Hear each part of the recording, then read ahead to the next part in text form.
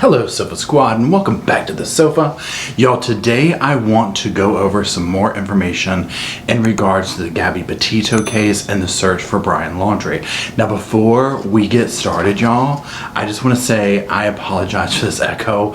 I have just moved into this place and I've been unpacking and getting ready and okay, so I'm starting to get some things hung up on the wall to try and help out, so maybe this is a little bit better, but don't worry, I'm currently working on it and thank you for your patience with it. Now what I'm going to do in this video is, first and foremost, we're going to talk about that new body cam footage that came out, but after that I just want to talk about some of the other little updates, offer some commentary, some opinions, and some thoughts on all of this. Again, a lot of this is alleged because nobody's officially been charged with anything yet. If you're following this, you know this is literally just unfolding and it is crazy to watch, and so that's it. I'm just offering my opinion, my 2 cents from the sofa, and so let's go ahead and jump on in. So this new footage is coming from that body cam footage from the officers that stopped Gabby and Brian. Now this is basically from a different perspective or whatever, and so there's the whole thing is very interesting and I've linked it down below if you haven't watched the thing in its entirety, but I'm going to talk about a couple of segments of it specifically in this video and how much they haunt me. We want to know the truth if he actually hit you, because you know. I guess, yeah, but I hit him first. Where did he hit you on? He grabbed my face, I guess. He didn't hit me in the face, he didn't punch me in the face or anything. He grabbed me with his nail, and I guess that's why I definitely have a cut right here because I could feel it. Yeah. So as we see, Gabby very quickly, takes the blame, minimizes his participation in it or whatever. I did this first, so on and so forth. So that part is, obviously interesting. It's at this point to me very telling in regards to putting this whole thing together in the totality of it, also knowing sadly what we know, how this ended a month later. Now the next part that I find chilling is a conversation that the officers had in regard to DV, domestic situations that aren't good, and that part I was just like, oh my gosh, it's like they're describing what's getting ready to play out with this couple. Discretion on these things is because too many times women who are at risk want to go back to their abuser. They just wanted him to stop and they don't want to have to be separated, they don't want him charged, they don't want him to go to jail, and then they end up getting worse and worse treatment, and then they end up getting killed. Now just like the police were talking about, we also see Gabby literally melting down over the idea of being left alone. I don't. Normally we take people to jail, but he's trying to work it so you can just have the van. Tomorrow, I don't want to be separated.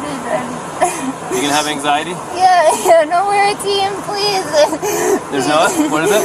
No, we're a team, please. He's gonna give me so much anxiety. Can we just have a driving ticket? Okay, the very best thing I can do is call my supervisor and see if I'm missing something here. Because I'll pay any driving ticket, a parking ticket, anything. Okay, Gabby, try to calm down and I'm gonna go call a supervisor.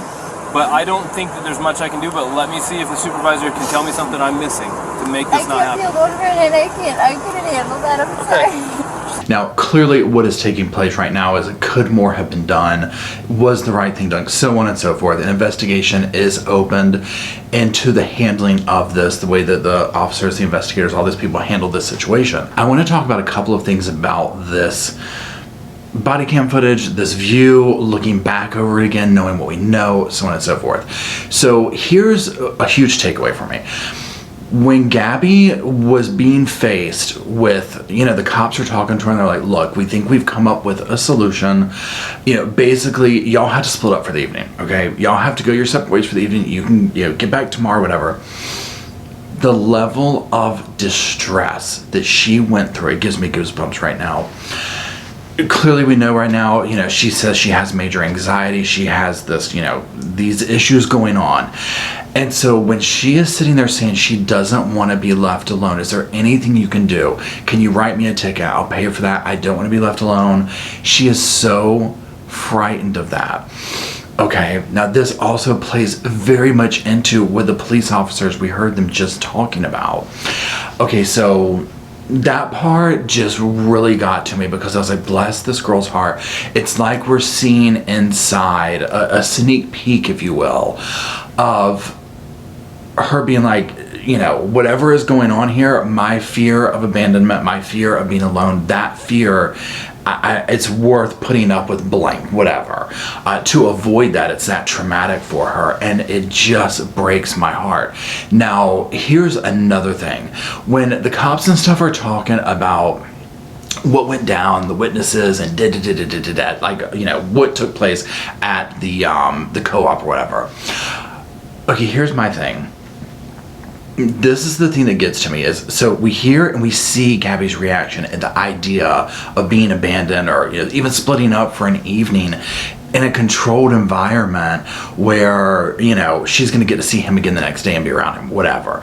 Okay, so then they get in this argument, and he's going with the whole thing of, look, I was trying to, you know, go our separate ways, just take a breather, Okay, now I could understand that in certain circumstances. If you've been in a relationship, friendship, you can imagine you've had moments where it's like, look, let me take a breath. However, in this situation, my opinion, allegedly, I personally think what Brian did is he utilized and weaponized Gabby's anxieties, her fears, her phobias, whatever any of those might be. I think he weaponized those against her, because if that's the reaction that we saw again with that, imagine in the moment where they're arguing and they're trying to take a phone, taking a car, and we're going to get into all that in a second about it being her van. Okay, but all that and saying, we just need to go, you know, and again, this is allegedly, this is speculation, but I'm just like, that was his weapon. That was how he messed with her. You know what I'm saying? If she's that desperate in that kind of a scenario to be like, I am so scared he's going to leave me, I'm jumping over the driver's seat, yada yada, you know, oh my God. So that part literally sends chills down my spine. Let alone, okay, the dynamic of him joking around with the police officer. So I'm going to take your radio, and that whole thing. And once they start talking to him, like where it's like, look, technically in the situation, you are the victim according to all these stories. And that little smirk on his face, that little chuckle, I'm just like, are you kidding me? Okay, so there's that. Now, one more aspect of this. Okay, so the part where he is talking about the van, and he's telling that story, she's trying to get in the van, he's pushing her out, Here's my thing. Did we ever think to find out who the van is registered to? You know, during that moment, that's Gabby's van, okay? They're not married, oh, you know what I'm saying? That van is hers, to my knowledge. If I'm incorrect, please let me know in the comments. Again, my interpretation, he's trying to take her phone. You know, so I'm almost like, okay, he's, you know, let me rewind. I get that they're a couple, they're each saying these stories. She doesn't want to be separated, so she's so afraid of that. She's going to say whatever, take the blame, minimize it, all this kind of stuff. Also probably scared to death of him, you know, because again, in these situations where it's like, oh my God, once they leave, what's going to happen? You know what I'm saying? So she's trying to minimize that and take the blame. So even though superficial level technicalities is, oh, well, she said she did this first, and so we're going with this, and whatever. So, but that's my next question, is just, he was trying to take her car and phone. So that doesn't feel right to me in that scenario, because again, it feels like he's still victimizing her when he's threatening to abandon her in a place that they don't live, okay? They're just traveling the country. I would have a panic attack if someone tried to abandon me in some Timbuktu town that I didn't even know, okay? I mean, I get that, you know what I'm saying? And so let alone, you know, being a young lady like that, I'm just like, oh, please, I mean, and then on top of it, her having these anxiety issues. So anyways, those are just a couple of the issues that I have with just those couple of things. Now again, that whole video, that whole body cam thing is down in the comments, the description below.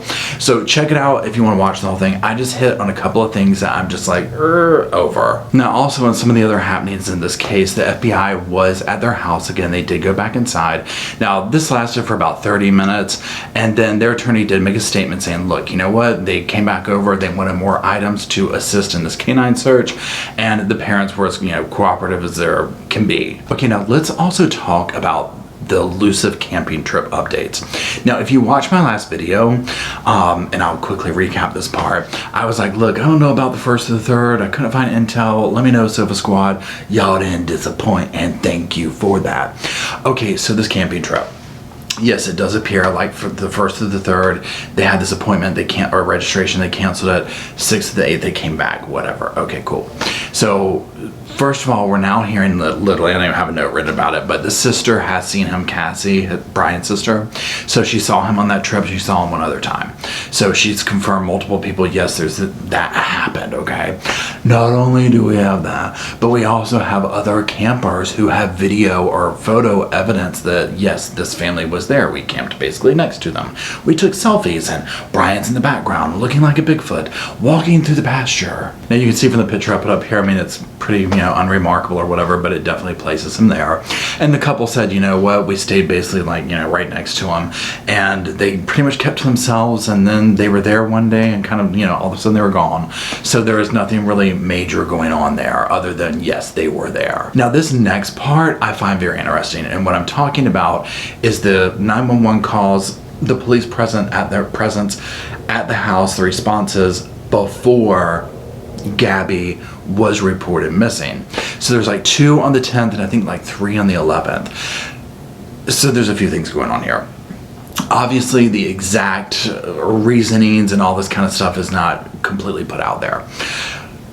Some of the information has been redacted, so on and so forth. Now, so far the information does show that there was like 2 public service calls on the 10th and that they were, filed as or whatever, problem solved or whatever. Now, the next day, the day she was reported missing, there were 3 calls. 2 of them seemed to be some kind of follow-up, no police assistance or whatever, and then the last one was agency assist.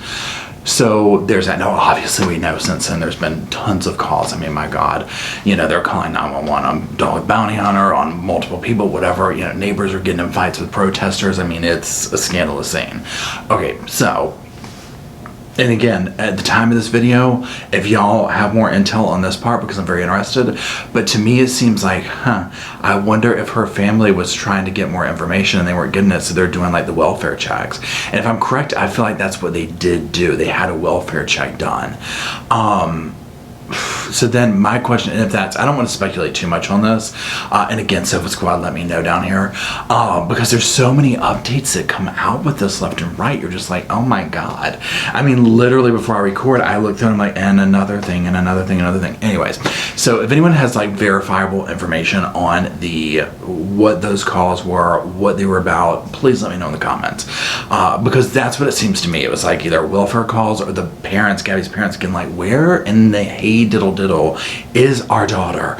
Because we see how unhelpful the Laundrie family was. So can you imagine that being your child and trying to get answers and they're being evasive? God only knows what they told them. So that part to me is very interesting. Now this next part, y'all, blows my mind. I'm gonna put a picture up here of it, but this is about a gentleman. His TikTok, it kind of blew up, this video where people were like, oh my God, Brian's at this nightclub, or whatever, a bar. And so this guy, to me, looks identical to Brian, okay? And so he has a TikTok, not Brian Laundrie, okay? And this guy is literally coming to people and he's like, look, I'm not Brian, I'm getting ready to travel for a wedding, this is a huge flight. What do I say to people that approach me? And I'm just like, yeah, he's probably gonna run into some issues. I'm like, this dude looks like, from what I've seen, a spitting image of him. But again, it's like this, the outer layers of this case where it just stretches so far. And it's something I never really thought of, where I'm like, God, what if you look like the dude? You know what I'm saying? And then I was like, no, I don't believe this at all, but it was just literally this level of bizarreness that this case has taken. But I'm like, what if it was Brian literally trolling us out in broad daylight, making a TikTok saying it's not me? But it's not him for sure. It's verified, whatever. But still, nonetheless, I was just like, oh, well, good luck on that flight. Also, it looks like the search has expanded to my own little backyard up here in Asheville, North Carolina. Now, remember how Appalachian Mountains, #1, is a place that he is familiar with, has, been at before, whatever. So that's a viable place that he could potentially be. Dog the Bounty Hunter mentioned it. Mr. Walsh from the former America's Most Wanted show. I cannot remember the name of his show right now. I might try and put a little picture up here during editing. Regardless, he had mentioned it. So Dog the Bounty Hunter's daughter was going to Twitter and basically saying, look, we need to find hunters, trackers, those kind of people, survivalists around this area to help us search. And she was like, I know a lot of these people oftentimes are on Facebook, so if you have friends, if you have family, anyone you know or whatever, we're looking for help. She was also going around town showing his picture, urging people's hunters, like, look, check your cameras, check this, make sure you haven't seen him anywhere, or that your hunting cameras, whatever those are called, haven't picked him up somewhere. Now, I appreciate everybody watching. As of right now, that's it. I pray each time I make these videos that literally when I wake up in the morning, I'm filming this at nighttime, that it's like, oh, they found him, So hopefully that's the case. Hopefully while you're watching this, they have found him. But other than that, I really appreciate you watching. Now again, there's lots of phone numbers. There's lots of links down in the description below. If you think you've seen him, if you have information, please share it, please contact and help bring this dude to justice so we can get some answers for Gabby and her family. Again, thank you for watching, and until next time, I'll see you back here on the sofa.